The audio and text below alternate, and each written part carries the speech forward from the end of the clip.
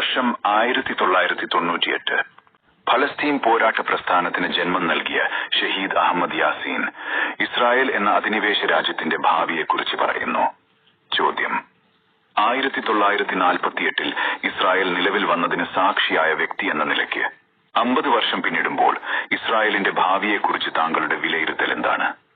Shaheed Ahmed Yaseen: Israel രൂപപ്പെട്ടതും ഇപ്പോഴത് നിലനിൽക്കുന്നതും പൂർണ്ണമായും വഞ്ചനയുടെയും അക്രമത്തിന്റെയും പുറത്താണ്. അക്രമത്തിലൂടെയും കൊള്ളയിലൂടെയും നിലവിൽ വരുന്ന എല്ലാ സംവിധാനങ്ങളും കൃത്യമായ കാലം പിന്നിടുമ്പോൾ തിരിച്ചുവരാൻ സാധിക്കാത്ത നിലയ്ക്ക് തകർന്നടിയും. ചോദ്യം: ഇസ്രായേലിന് ഇന്നത്തെ സാഹചര്യത്തിൽ നിലനിൽക്കാൻ പാകത്തിലുള്ള ശക്തിയുണ്ടല്ലോ?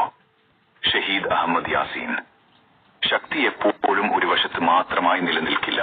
അത് മാറ്റങ്ങൾക്ക് വിധേയമാണ്.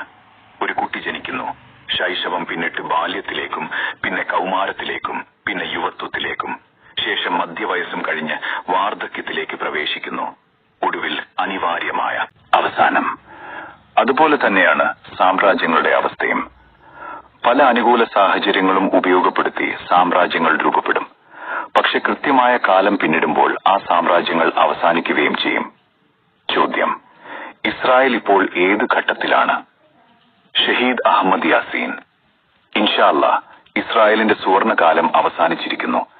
ഇസ്രായേൽ തകരാൻ പോകുകയാണ്. ഇസ്രായേൽ എന്ന അധിനിവേശ രാജ്യം അടുത്ത നൂറ്റാണ്ടിന്റെ ആദ്യ കാൽഭാഗം പിന്നിടുകയില്ല.